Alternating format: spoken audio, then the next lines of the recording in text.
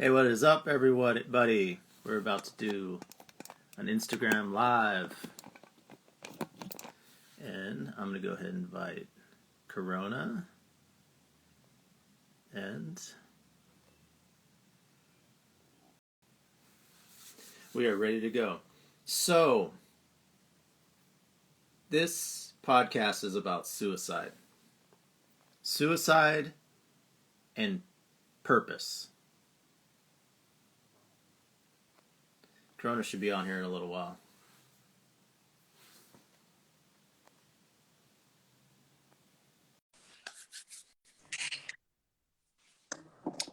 Suicide and purpose. What's up? How's it going?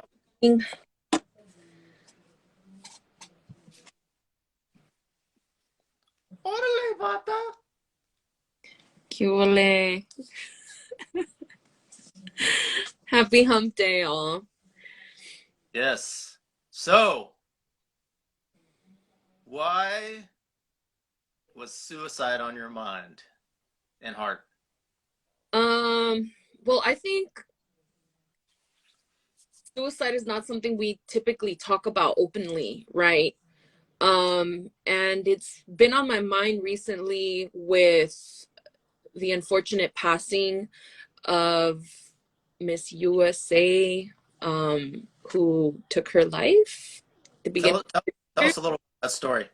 So I think her name is Chesley Kirst. And she won Miss USA a few years ago. I know she was working as like a co-host on one of the movie channels. I don't know exactly what it was called, but she was also in law school. She did practice law for a few years, or maybe 1 year, and then she stopped practicing law and, started pursuing her career as someone who was doing interviews, right? And her death was ruled a suicide, and her mother came out and said that she was she was high performing, and died of high performance depression. Now I did do some, research on my own, and I never heard of high performing depression before. It was definitely a new term for me. It is not recognized clinically as a condition. And yeah, her death has really struck me. Because it's something that I couldn't really understand, is how someone who's so beautiful, so successful, at least as an outsider's perspective, can reach such a drastic point in their life and take their own life like that. And it's important for us to really talk about depression, right? It's important for us to be open about mental health, to avoid reaching that point, right? Because depression can look different for a lot of people, and I do agree with not clinically calling depression high performance depression, because again, depression can look so many different ways, right? Even though someone can be performing, they can still be depressed. So one of the things that Justin said, it's the pressure to excel, right? And some people don't have the time to not kick back, because I don't want to say that's what people do when they don't perform, right, via depression. Because everybody has different needs at the end of the day. Some people push themselves to go out in this world and work even though they are depressed, and some people are hide it better than others, right? But that doesn't mean that if someone comes out and says, yo, like, I'm feeling depressed, yo, I'm feeling like I can't do this anymore, I don't think that you should negate their depression based off of how they perform in society. Yeah, for sure. Right. They don't have the time to process. So one of the things that I wanted to put in here. It's depression and purpose, because I feel that those because we're talking about high performance, Mm-hmm. and we're talking about social pressure, and we're talking about pressure that we put on ourselves and wanting to be at a certain standard. Mm-hmm. So that's all aligned with your purpose. And if we're talking about, because of pressures of society and us not being where we want to be, even though depression could be a lot, I'm sorry, suicide could be a lot of things, but us not wanting to be where we want to be, that's kind of with your purpose. Your purpose is like, my purpose is so much bigger than it's playing out in my life, but also I take time to align and not take it to take myself too serious, because if I do, I'll be in a place that I'm not as good at showing up for my projects, because maybe I don't feel that my voice is getting out of there and people are connecting with me, and I'm so much focused on what's not happening opposed to what is happening. Mm-hmm. And I think to be more successful with your purpose, you have to be aligned with where you want to go, Mm-hmm. but also stopping and smelling the roses. Breathing. There's a book called Seven Habits of Highly Effective People, and it's written by a guy, Stephen Covey, and he has these 7 habits, and I'm going to talk about one here for a second, which is sharpening the saw. Mm.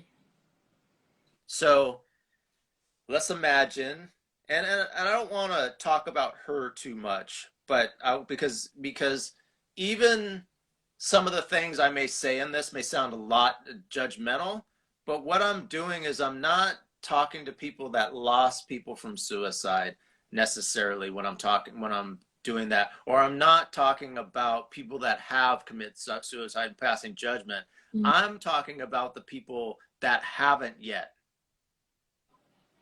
and there's still hope for them.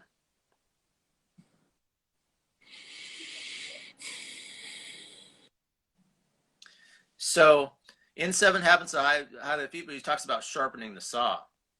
So a lot of times we're going through life sitting here trying to cut wood with a saw, and we know the saw is dull and it's taking longer. Mm-hmm. And if we take time to pause, Mm. breathing, funny movies. On my podcast yesterday, I was talking about vacations, and the other guys were in Switzerland and Germany, and it's colder over there right now. And I'm in San Diego. It's good weather year round, not perfect weather every day, but good year, just like LA. And they were talking about, oh, it's like, I was like, yeah, put a vacation together. Mm. And then they're like, oh, it's cold, we can't go outside, whatever the situation. I was like, okay, because one of the guy had children, and I was like, study your children. I go, they're gonna find a way to find vacations. And then just like all of a sudden giggling, that's a vacation, a temporary vacation. Mm. You could have like shit really bad happening to you when you take time for a little giggle. Why stuff was going on. So going back to sharpening the saw and being present, if you're at the San Diego State Starbucks, I talked 3 to 4 students that I know out of suicide. We're talking strangers that just walked up to me. Wow. And most of them I had never seen before. And then we had one professor that had come up to me, and he was going through some major stuff, and I ended up talking him out of suicide. Wow. And more so, it was like my intuition just said, oh, you look like you meditate type stuff, because he was pondering stuff. And then it turns out that a year later, he comes to me with a student and says, this is the guy that saved my life. And I was like, man, we had a conversation, and the guy pretty much hasn't talked to me in a year. And it's because whatever was raw and out there and he didn't have before that, he didn't have the support network for people to talk those raw emotions, because the Harvard model that I like to call it, they like you to be like, sit there and like nothing bothers you, and you're not phased in everything. Mm. So if you have a lot of people that are hard chargers, very successful oriented, they don't necessarily welcome those conversations. Mm. They look at vulnerability, humility, and I'm generalizing, but I would, if I had to take a bet, I would be very clear of this bet. Vulnerability as a weakness. Grass blade can grow through cement, Right. and 100% a grass blade takes time to chill. Grass blade is flexible. A grass blade has purpose.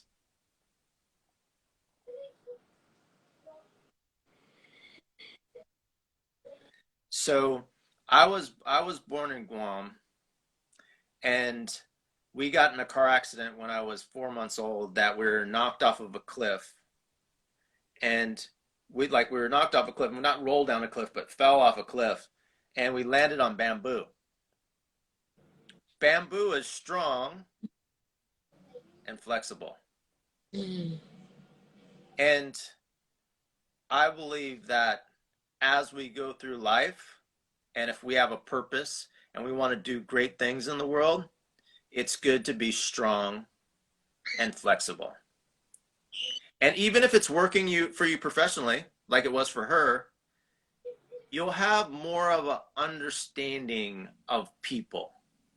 You'll be able to align with that inner child within inside of you that was probably guiding her and other people that have committed suicide. Was guiding her and other people that have committed suicide to make adjustments and make changes. Mm. You know, I constantly see people say, "Oh, we had no idea that she was struggling. We had no clue that she was going through these things." And I call that's a lie. Because even me, as someone who, I didn't even know who she was just until this year that happened. I was like, wait, what? I go back into her videos, and though there's so many videos, so much content where she's smiling, where she's happy, there's also content out there that stated she was struggling. And I think maybe she felt the pressures of performance, right?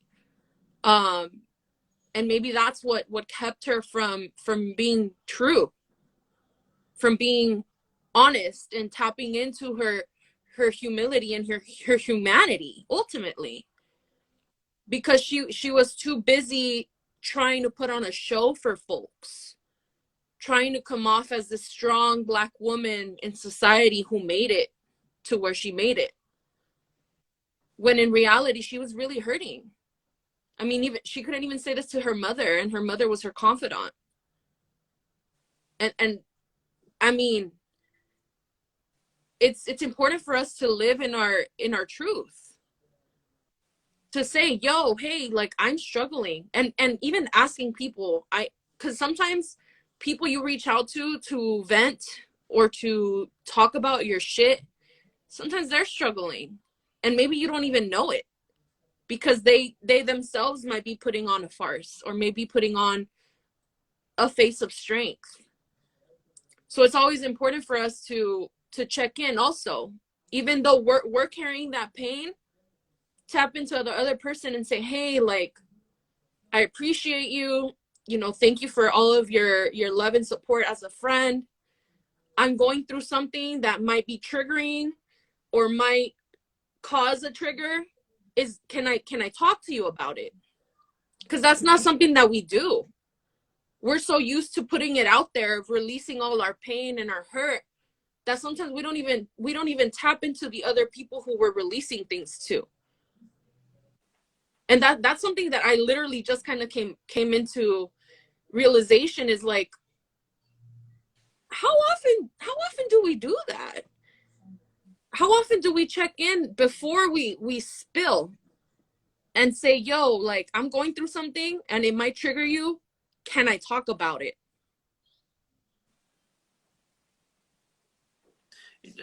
Do you think there is ever a reason for suicide? Missing hope, losing hope. No. Well, missing hope, it can always be turned around. So do you think what was that? Feeling helpless, feeling like there's no solution, right? Someone who's not solution oriented. You know what my suicide thing is? And I don't know this, but it's if we're just living in pods and living in the metaverse with our minds, and I can't go outside, I don't have like, it's like, oh, it's the what's your seventh game of the World Series or the Super Bowl? What's that in your life? Like that ultimate sex. What is it? For me, Yeah. And I asked the audience too. Just in your mind, what's your ultimate thing? Performing in a bunch of people, like what is that ultimate thing for you?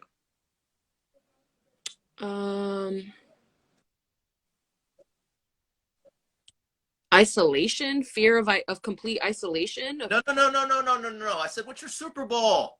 My What's your Super Bowl, like the Super Bowl of football that just happened? What's your ultimate like awesome thing? Oh man. Why is it so hard for me to answer that question? Yeah, that's a good question. That's a really good question. Make sure you address that. What? But I want to kind of go out of it, but I want to acknowledge, and it's a beautiful thing that came up. Like, how come that isn't there? Ask any kid, and they'll tell your thing. Oh, I want to be a doctor. Maybe it's because you asked me what's my ultimate Super Bowl. Like, No. Even if I asked the question in a weird sort of way, there was still an easy block there. dang. And even if I asked it before the suicide question before that, there's still an easy block there. The ultimate thing was with breathing. It's like, oh, let me think about that for a little while. But there was so much confusion.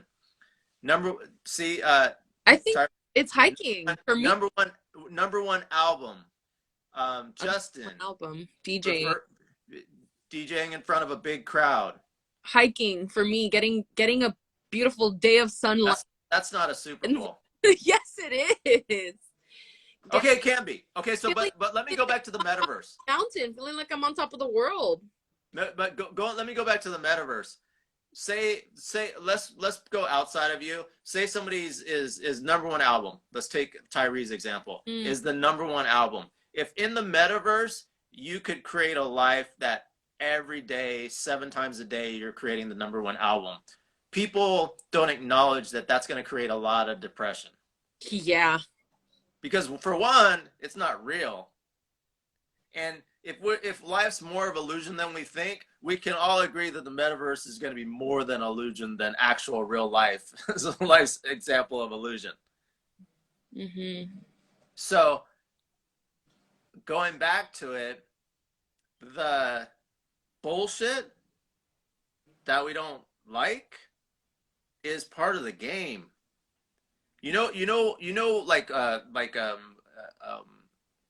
gurus use the lotus flowers. Mm-hmm. You know why they use the lotus flowers? Because they smell better in bullshit. So and I found out this about perfume. They put negative smells in perfumes. Yeah. So they smell more beautiful. Oh. Life's like that. What's BS? Your life has a lot of BS. What's BS? Bullshit. Mm-hmm. What's bullshit? It's manure. It's fertilizer. Yeah. I've learned using my formula, and I teach other people and at the colleges and in business. I've learned because of my formula to embrace that bullshit faster.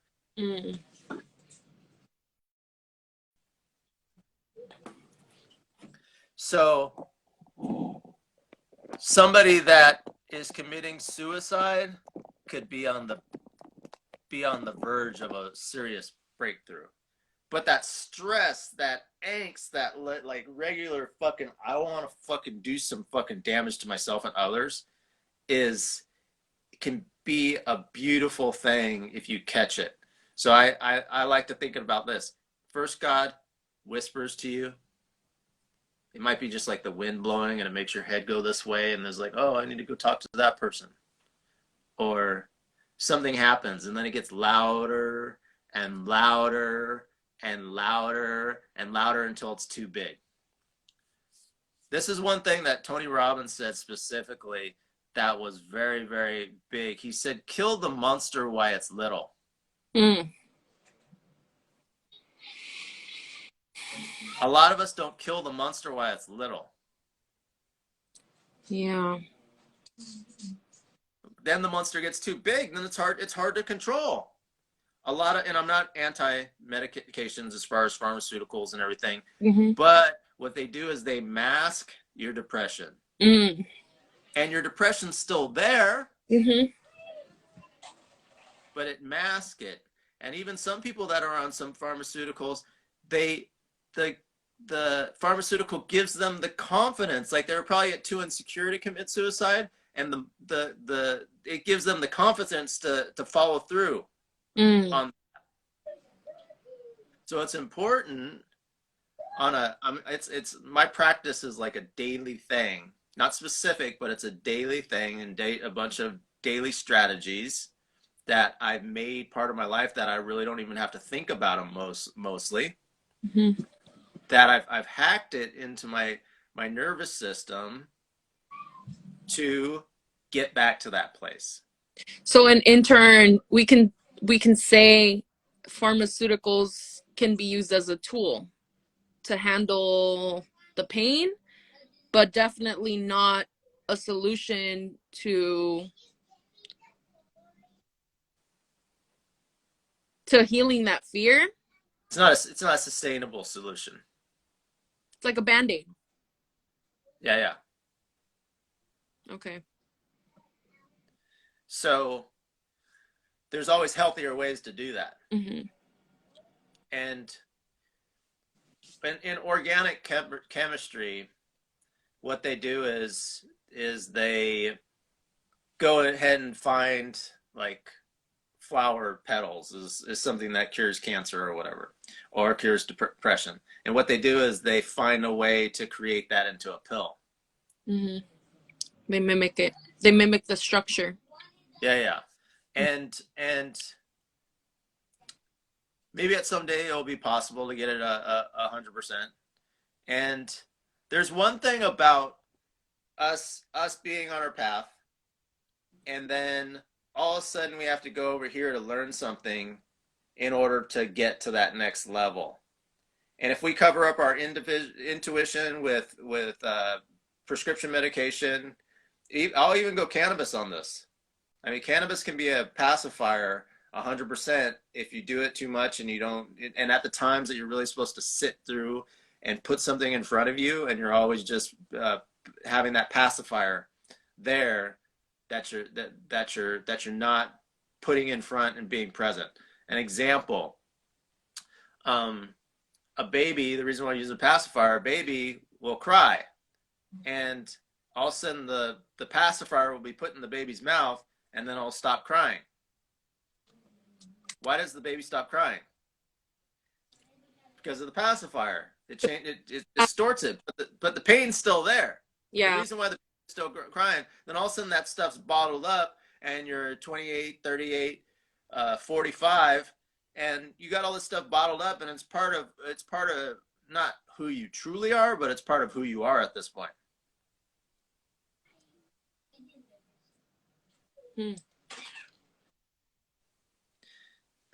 So purpose, one sec.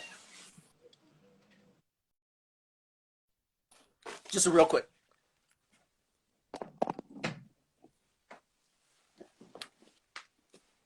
My phone wasn't charging. Let me check real quick here.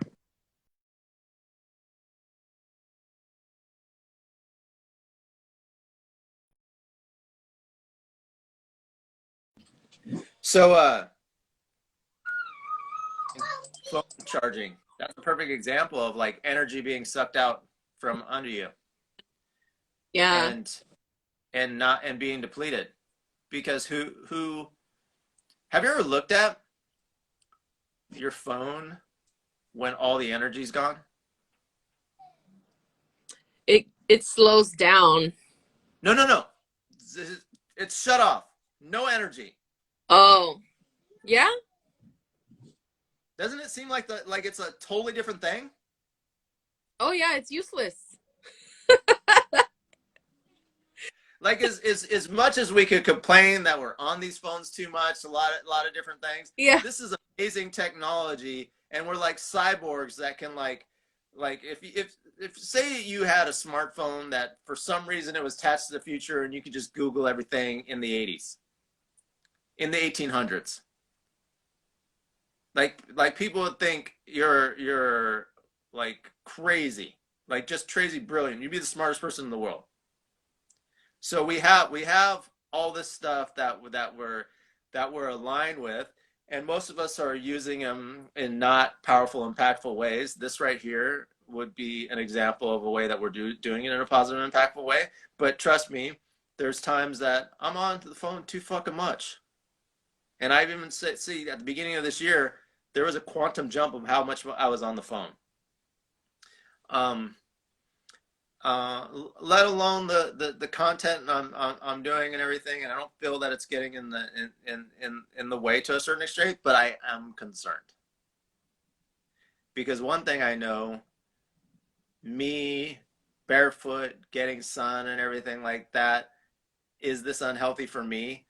How is it for 3-year-olds, 4-year-olds, 9-year-olds, 18-year-olds that are on this phone more than I am? And what does that look like in society? So when the cord is taken from us and we have that soul, your cell phone, you think of it like a dead body when all of a sudden it goes from 1% to just 0%. And how much charge would be in your phone? And imagine the phone as a person there for a second. So people that commit suicide, do you think their phone's 100% charged? Like what number do you think they're at? Depleted. They're not at zero. Why? Because how are they going to commit suicide if they're at zero? Zero would be like after they committed suicide. A 3? Yeah, 3. And the lower your phone gets, the more apt that you're doing something you're falling into the wrong people. Mm-hmm. You're doing like lots of stuff that is depleting you more and more. So what would you do if your phone's at a 3? And we're talking about a phone now. Mm-hmm. What would you do to get your phone recharged? Plug it in. Plug it in. Okay, so in life, what is plugging it in? And ask yourself in the audience, to have the #1 album, what is plugging yourself in? Justin, to DJ in front of a large crowd, what is plugging your phone in? Get good sleep, get good food. Yep. Giving a break. When you're reading that, realize that people are going to be watching that and they're not going to see that. So read that out if you're going to read it. Let the people that aren't. So Justin says they usually lack sleep or aren't eating right or not giving their mind a break. I need to rest and calm my mind. So rest and causing mental breaks. Correct. Because there's a lie that has been told to us, I believe, Mm-hmm. that like there's a lot of entrepreneurs, and I know everybody's not about being an entrepreneur. There's a lot of entrepreneurs that saying, "Oh, I sleep." And first of all, there's a reason why the word naps is in the word synapse. Synapse. So your mind operates better when your phone, nervous system, seven chakras is more charged. When you're at 3%, 15%, it doesn't matter if your Wi-Fi is very strong.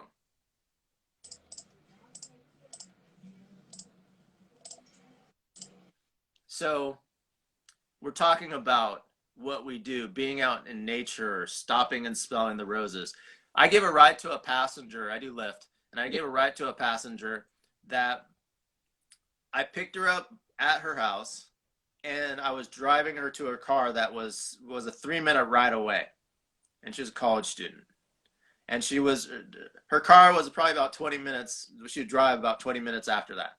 So in the meantime, from when I picked her up for a 5-minute ride, she took out her books and studied. In that. Talk about no breaks. Yeah.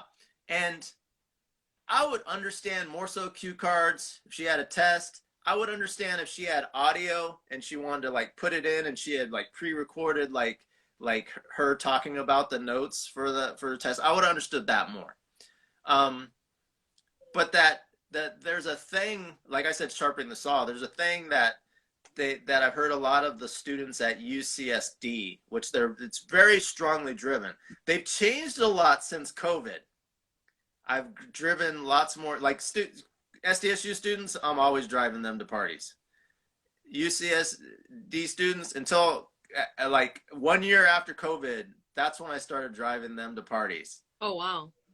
And it would be more of that because COVID, BS, fertilizer, also everything everybody's talking about too, but it's also BS and fertilizer too. They all of a sudden started to relax more. This may not be important, but it shows a manifestation.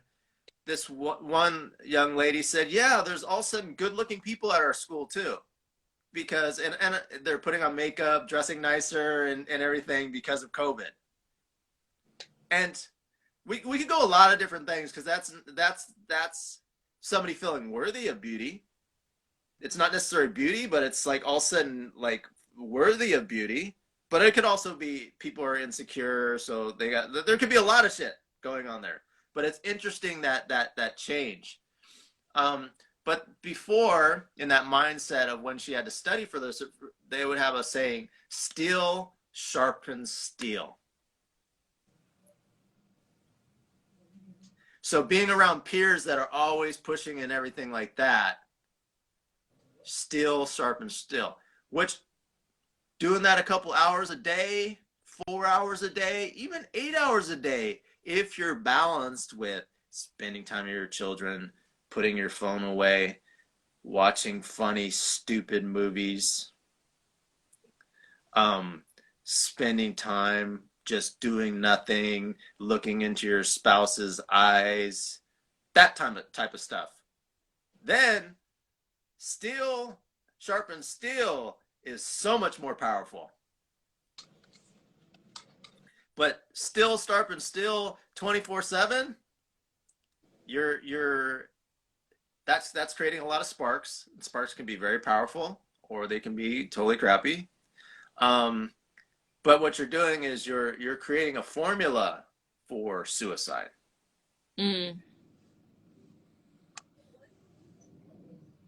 What would you have said to Mrs. Kirst or Miss Kirst if you would have met her at the coffee shop at 3%?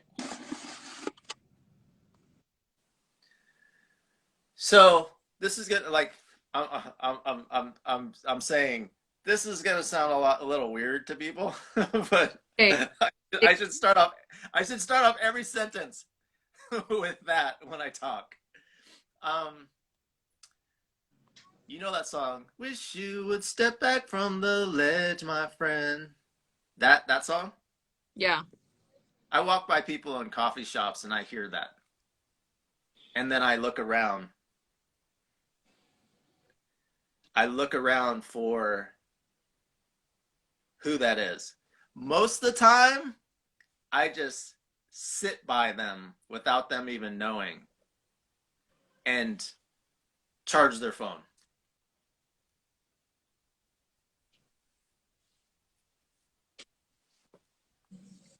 I like to charge people's phone.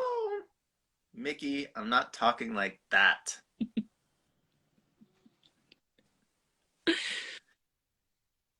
So, and some people will go, oh, that's not even real. I have people that get in my lift because I have a bunch of crystals. I'm pretty fucking awesome. And people get charged when they're in my car. And when somebody's at 3%, like your phone, we'll all admit, oh, my phone's like at 3%. Nobody would ever argue like, no, my phone's not at 3%. But a person that's at 3%, they're not going to admit it. No, they're not. Yeah. So, sit by them. And it's like an infinity when I'm charging their phone. So charging somebody's phone could be one of the most selfish things I'm ever doing because I'm giving them energy, they're giving me energy, I'm giving them energy, they're giving their energy, they're giving me a little energy, I'm giving them a big amount of energy. No, I'm joking. But it's that infinity that it's going, and I do this like with a full coffee shop. Mm. And so one of the ways I do it, and I was talking about on my other podcast, was this: I just sit there and it's like this. I'm whispering "I love you" to everybody in there. And business-wise, as a social entrepreneur, one of the best things I ever did. That's me. That's my workout. Going into a coffee shop and whispering "I love you" to a bunch of people, because who I show up in life after that. Like if I was a farmer and I'm selling my vegetables, I'm not going to piss on my strawberries and then try and sell them after whispering "I love you" for an hour. A little kindness goes a long way, I'd like to say. And if it's not true, like if somebody said, "Oh, that doesn't work in science. You can't, energy can't move," and another thing, that makes me fucking feel good. Makes me feel fucking really good. Mm-hmm. I just like to. I like feeling good. Go away, Mickey. I just want to take this time to encourage anyone who taps into this video now or in the future to contact the National Suicide Prevention Line. I know I put it down here in the chat, but it could be. But also say the number just in case. Oh, I will. But it could be a really useful tool for anyone who is facing depressive episodes, just someone to talk to if you feel you need someone who can preserve your identity. But that number is 1-800-273-8255. I know I've contacted that line, and though I wasn't suicidal, I was dealing with someone who was threatening suicide, and it really helped kind of push through that moment in my life. So if you have friends who are struggling, I do also encourage you to share that number and resource with others. Yeah. Awesome. Thanks for sharing that. And I want to talk about Ruben, because that was where I was going for a while. So okay.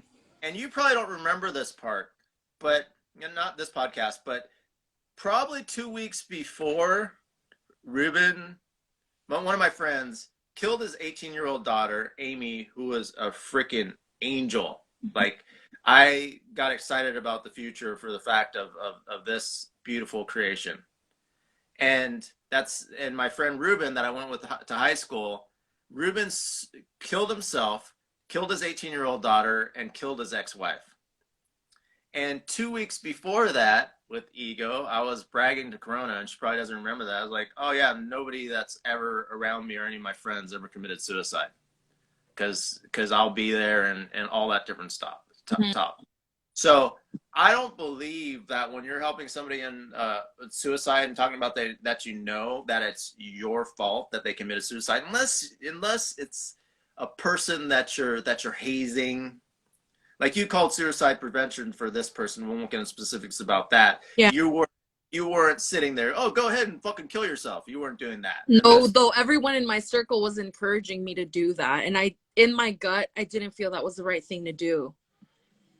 There's a and I don't think your friends were going to the extreme of what I was talking about. They were just like, they're kind of like, hey, if you're gonna push that on my face like that, that's different than I'm talking about people that are like really fucking hazing people, negative type people. Like, there's been some people, I mean, and I'm sure it's people have committed suicide, like teenagers, like young teenagers, because like people that online have hazed these people. Yeah. Yeah. And there's a lot of people my age and older that just like, oh, it's just online type stuff. But these young people, their whole world is online. Yeah. It hits home easier, I feel, especially, you know, having access to all of these online platforms. Right? Yeah. Mm-hmm. So Ruben had financial troubles, had a lot of things going on, and he was in San Diego, but I wasn't there. Him and Amy were in San Diego. He lived in Arizona. They were in San Diego for a weekend, and they were around a bunch of people.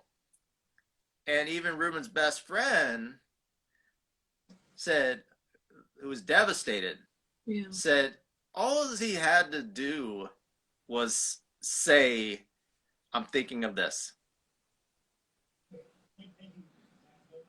And a lot of Ruben's friends have resources.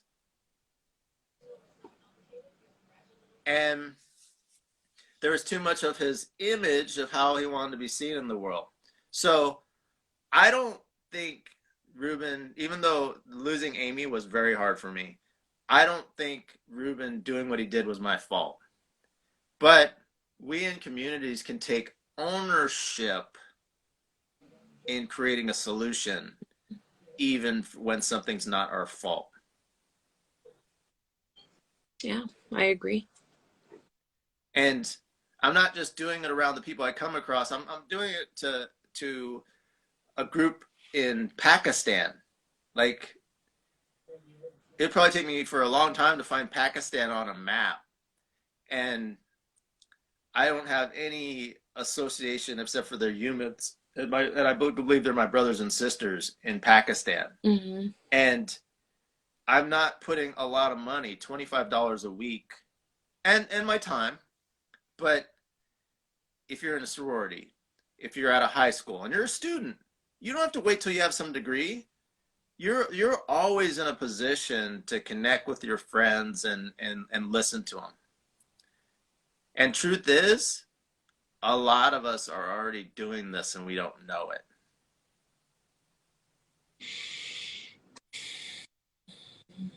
I did a video at one point is because I saw this little 2-year-old and he was in the Starbucks across the way stomping, and then he looked like a little dictator. A lot of little kids have like dictator haircuts, and I was like, oh shit! Like, what would you tell the 8-year-old Hitler?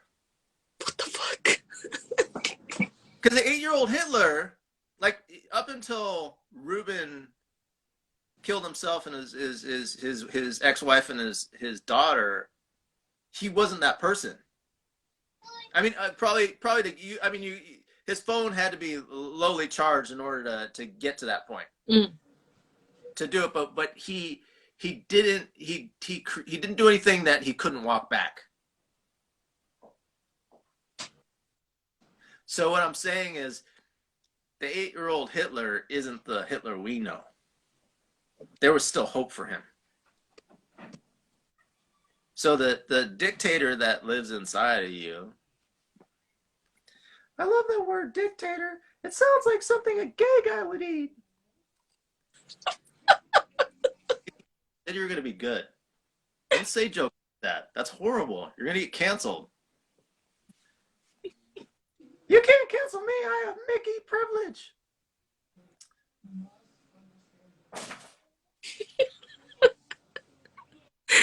So we're in that place that And it's the water. I used this the other day, but it's important. It's like, just like the soda, I stopped drinking sodas as much because when I get home, I drink this. And if I still feel like drinking a soda after, then it's fine. Because I don't want to just like escape my craving and try and repress the fact that I really want a Coke, and then all of a sudden I drink water for a couple days, and then I drink a case of Coke in a weekend. Mm-hmm. It's an exaggeration, but you know what I'm talking about. Mm-hmm. So the same thing is the me in the future that does awesome things for my life won't do those destructive things in the future. The me in the present that does awesome things, stopping and smelling the roses, aligning with my purpose, Mm-hmm. taking risks, Mm-hmm. but not doing destructive things. Like Mickey's a perfect example of just like expressing myself in different ways, and I talked about it, of having these different personalities that do stuff. Like I did a YouTube commercial recently, and I didn't want to do it as me. I'm just like, oh, that's like stupid. But then I hired Bob and Mickey to do the commercial for me. And for some reason, it's still me doing it, but it's like, it's funny, but also it's a captivating video. And I'm like, I'm not begging people to pay attention to me. But the only reason I'm doing that is for a deeper purpose. But still, I didn't feel comfortable doing it. Because Jedi Steve is like, oh, fuck it. Those guys are going to find me if they need to find me. Mm-hmm. But I could hire Bob and Mickey. Mm-hmm. So we all have these multiple personalities, and we're all on the spectrum for a lot of things that multi-person, like all these different things. We're on the spectrum of it. We may be way over here, or we may be in the middle, and we're not to the extreme that it needs to be medicated or whatever it is. But we're all on that. We have to acknowledge the whole us, not 100% of the time. Got to stop and smell the roses and feel where we're at, so that we can take the adequate steps to be in that middle part. Yeah. Be in the happy medium. Yeah. Mm-hmm.